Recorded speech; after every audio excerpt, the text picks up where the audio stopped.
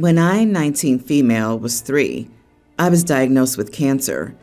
Of course, I don't remember this time or any of the first couple of years of treatment, and my memory of medical stuff even after is a little fuzzy.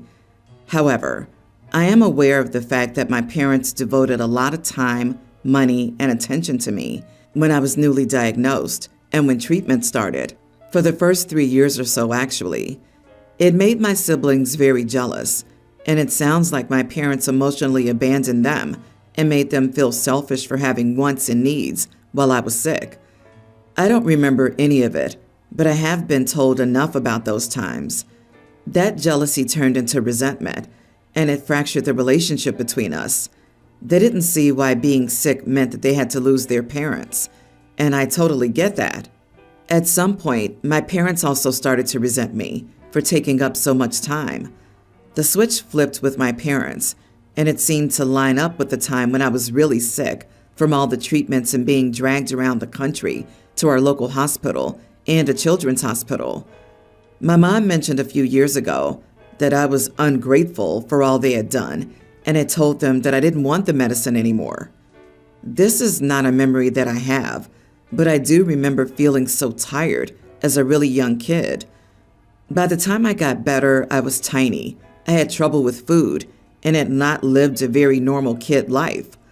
My life had been medical procedures and chemo and other medication, but the cancer went and it hasn't come back so far. My parents were very temperamental with me. They would get angry and frustrated if I needed help with homework or had a problem at school.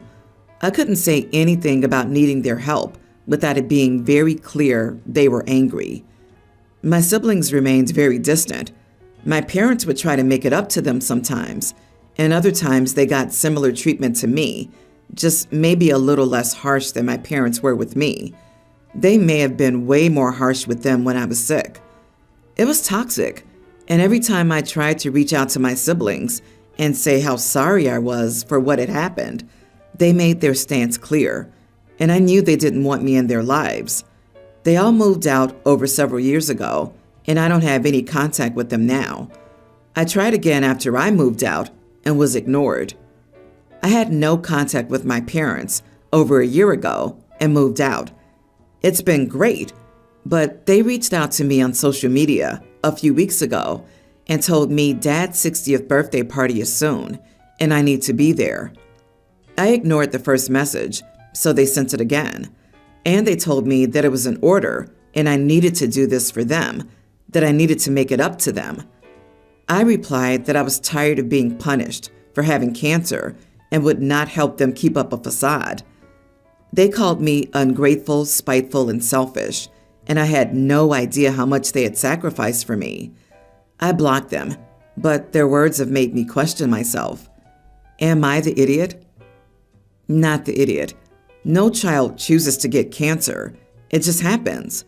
Your parents are human, so of course it was hard, but that's no excuse to punish you for the rest of your life by treating you poorly. Your life sounds like it's been challenging from the start. Do whatever you need to do to be happy, and don't spend any energy on people who would treat you so poorly over something you had zero control over. Honey, I'm so sorry you've gone through all that. I would do exactly what you've done. Maybe your being sick destroyed your family, but that isn't your fault. It's cancer's fault, and your parents handling it so poorly. I can somewhat imagine what they went through. I've seen cancer take my best friend and so many others, but how they handled it was wrong and not your fault or responsibility. If anything, it's your parents' fault for not giving enough attention to your siblings. I would add that your siblings are idiots. They're grown-ups now.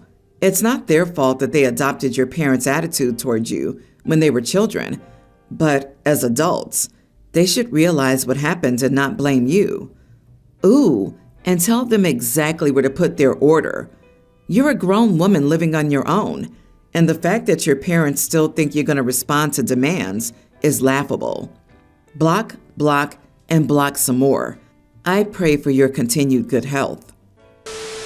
My wife, 59, and I, 62 male, have 3 kids, 31 male, 26 male, 24 female, but they never talk to me or their mother at all. They never call us, text us, come to visit, or simply ask how we're doing. And my wife and I both really hate this because we've been great parents.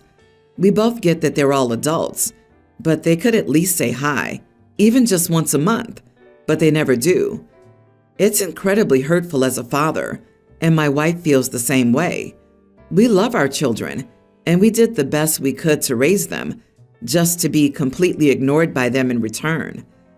If we were bad parents who did something horrible to them, I'd understand, but we were never bad parents, so both my wife and I just don't get this. We decided that we wanted to plan a dinner and invite all three of them over so that we could be a happy family again because we missed them, but they all ignored our invitations. My wife was so sad about this, but I was mad at this point. All we wanted was for us to be a family, and they all rejected us. We raised them, gave them a home, food to eat, a bed to sleep on, and paid for their education, health care, and clothes. And in return, this is what we got? Are my wife and I the idiots? Sir, all three kids ignore both of you? Come on. I know something happened that caused them to cut contact. Bad parents rarely recognize or acknowledge that they were bad parents. The fact that all of your children went no contact, that's pretty darn telling right there. Usually it's one or two kids, while the golden child stays close.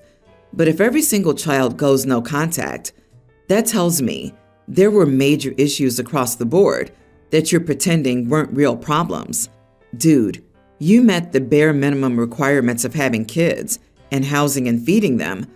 But if all three ignore you and don't respond to your invitations, then you might need to spend some time reflecting on why.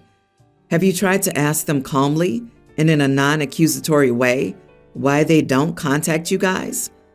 And have you communicated verbally that it would mean a lot for them to spend time with you? Or maybe you did nothing except the bare minimum. How is your relationship with their significant others? Because I noticed you said you only invited the 3 kids. I find it hard to believe that all your kids are single. I also noticed you wanted kids' night to be a happy family together again. If this is a common occurrence and their significant others are always left out, this is your problem. You're not accepting and respecting the relationships they're in. This is a surefire way to get a child to go no contact by treating the significant others horribly. I have a different take. If none of your kids even responded to your invite, then there are 2 possibilities. You did something to your kids that makes them not want to contact you, or you did a crappy job raising your kids, and they're all idiots. OP needs to tell us the real story of how they treated their kids. Feeding, clothing, and a roof over their heads are basic necessities. My husband, 30, and I, 26 female, recently married. I invited my friend Lizzie, 27 female, who was a bridesmaid at my wedding. A few days before the wedding, she told me the good news. She was pregnant. I was obviously over the moon for her and celebrated. She told me she was going to announce it at my wedding reception. I told her I was super happy for her and this new chapter of her life, but this was my day. This was my one special day. She can tell people literally tomorrow, but she can't tell anyone on my wedding day. I know I sound selfish, but my now husband and I have been waiting for this moment for years, and I don't want to share it. I want it to be my one day. Anyway, the day of the wedding comes, and she makes her speech. At the end of her remarks, Lizzie takes ultrasound pictures from her pocket and says, "I'm having a baby," and then goes and sits down. Everyone congratulates her, and I brought her aside and said, "What the heck did you do that for?" And her excuse, "But you announced your pregnancy the week I got engaged." I told her to leave. She didn't believe me. I told her she was pregnant, so she was definitely sober, so she could drive herself home. It was the most fantastic night, but I feel I may have been too harsh on her. But in the moment, I felt very much like it was my only choice. Anyway, am I the idiot? Not the idiot. You clearly expressed your boundaries and what you wanted from her on your special day. This was done without ambiguity. She clearly ignored what you asked of her, And indeed, rather than telling odd people here and there during the reception, she grandstanded about it during a speech that should have been about the subject at hand, you and your wedding. It must have felt like a complete betrayal, which on your wedding day would have been difficult to take. Everyone knows you don't make announcements on other people's special day. I know etiquette changes over the years, but that rule still sticks. She definitely knew better in this case because you specifically asked her not to. Waiting until another day would not have made her announcement any less exciting, but doing it at your wedding took some of the spotlight from you, at least temporarily. Very selfish of her and in poor taste. Nah, this was revenge, pure and simple. Lizzie was enraged. OP announced her pregnancy the same week Lizzie, got engaged. And instead of being an adult and talking to OP about it, she deliberately tried to spoil OP's wedding day. In any case, Lizzie's not a friend, and she's not a person worth having in your life, OP. You're within your rights to end this friendship. At the weekend, my uncle passed away. I had not seen him in a few years, but when I was a child, we used to be quite close, and I used to be really close to his children. It was obviously upsetting for me to hear. I scheduled a meeting with my manager at work to tell them what had happened and explain that I would need time off for the funeral. When I met with my manager, she said it was company policy to take at least 3 days off for a bereavement, but she asked if I thought I would need a bit longer. I said I wasn't sure at the moment, and my manager asked if I would prefer a week. I said as long as it was okay with her, then yes, a week would be good, and it would allow me to see family before the funeral and offer help. I mentioned this to my girlfriend, and she mentioned that she didn't think I was that upset to need a week off and asked if I was holding up okay. I told her I was upset, but not completely broken, since my uncle and I hadn't been close in years. She asked if I would be spending the week with family, and I told her that I'd spend a few days with family, but that I'd probably take a couple of days for myself and just stay home and have some time alone. She accused me of misleading my work to get more time off, but I pointed out that it was my manager who suggested a week, not me. I would have accepted 3 days. She said I was exploiting a family tragedy to get extra annual leave. I disagreed with her and said it's hardly like I'm using my time off for a holiday and that I shouldn't have to spend it all with family for it to be acceptable. But she said what I did was horrible. Am I the idiot for exploiting a family tragedy? Not the idiot. She accused me of misleading my work to get more time off. Excuse me, what? Is she your boss or in any way impacted by your time off? Who gives a crap? Take whatever time that they'll give you. Let me guess. When a family's gone for the evening on Halloween and leaves a big bowl of candy on a table for the trick-or-treaters, you're the guy who takes 2 giant handfuls or more. I mean, they offered it, right? You are the idiot. You are taking advantage of a boss who's trying to be kind and accommodating. You're exploiting an offer of time for bereavement to use it for personal time off. Morals and ethics aren't hard to have. Do better. Jesus, what's wrong with you people? How you grieve is how you grieve. If you need to spend time with your family, take a few days off for yourself, you'll do just that. It's as if we don't get gaslit enough by the companies we work for.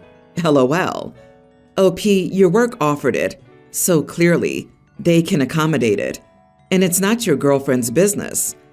I'm an introvert and would need time to process and decompress alone. Your girlfriend sounds like a total harpy. Your uncle just passed, and she's angry and jealous that you get bereavement leave. Watch out. She might call your work and complain that you're not grieving enough to satisfy her morbid idea of what is the right or wrong way to get those extra 2 days off. Backstory. I, 26 female, got engaged this summer to Will, 29 male. To provide some context to where the rift started, here's the abbreviated version of our family dynamics. Will's family is very well off, stable, and well educated. My family is a complete disaster. My grandma raised me, and I've been supporting everyone financially since college. Will's parents, Mary and John, have always been nice to me. Mary pulled me aside at the engagement party and said, "You don't have to worry. Our family will cover the wedding." At the time, this sort of rubbed me the wrong way for a few reasons. The presumption of it all, the idea that we wanted a wedding, etc. Although Mary is very sweet to me and clearly excited to have me become part of their family, which I'm thankful for, she can be overbearing sometimes. Even though I honestly didn't want a wedding, after talking it through with Will, I agreed to have the big wedding that both of his sisters had. For the first time in our relationship, we spent the holidays with my grandmother. To make it up to his parents, we celebrated fake Christmas during the MLK weekend with Mary and John. During the weekend, Mary scheduled us for a session with the wedding planner. During the entire wedding process, I've allowed Mary to do most of the work. She's tried to include me but enjoys the process, so I let her have it. During the session, it came out that they've budgeted $300K for the wedding. When I found this out, I freaked out. I kept my composure with the wedding planner but let loose in the car home on Mary. Although I was polite, I made it clear that I was uncomfortable spending that much money and made several judgments about how it could be better spent. I told Mary that she could not understand how most people live, including my own family, and brought up several religious arguments about how the money should be spent on charity. We're both Christian. Mary was very offended by this. She argued that her family donates to charity, that the wedding costs will fund the community, and that I'm in no place to judge, as we both live better than most people in the world, and I own luxury items. I didn't think the argument was that big of a deal until we returned home from the weekend last night. Will told me that his entire family was angry with me for insulting his mother, and that they think I'm biting the hand that feeds me. I owe his mother an apology. During this argument, he yelled at me for the first time in our relationship. He also said, "Just because your family is messed up doesn't mean you can bring it out on me." Am I the idiot? You are the idiot here. First, you behaved rudely towards your future mother-in-law, and the way you told it, she was caught unaware. You've chosen not to actively be involved up to that point, and then did a hard 180 the minute you heard the number. If you've agreed to have the big wedding both his sisters had, they likely spent the same on each of those. I understand you're uncomfortable with the idea of that amount of money being spent on an 8-hour day, but it's not your money, and you don't get to try to pseudo-guilt trip her with religious and spiritual manipulation. If you don't want $300K spent on your wedding, then that's absolutely your prerogative, but it doesn't excuse your letting loose in the car at her. Obviously, the two of you have both been speaking English, but not speaking the same language. There's a more appropriate, adult, respectful, and polite way to have the conversation and stand your ground. This was not it. $300K is a small wedding for rich people. My cousin married a big-time politician's son, and their wedding had about 500 to 600 guests. They basically rented out a whole Marriott hotel. These kinds of events are also schmoozing moments for these families. It's not what you know, but who you know. My cousin and her husband took home more than their parents invested in their wedding. This is so true. Rich people have extravagant six-figure weddings for a reason. It's also, in a way, payback time for all that the groom's and bride's parents gave to their friends' kids in the past.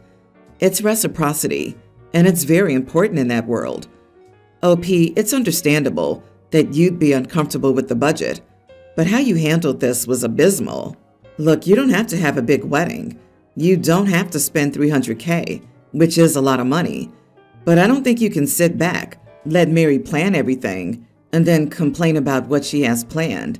Either take charge of your own wedding plans or accept that others have planned things how they like them.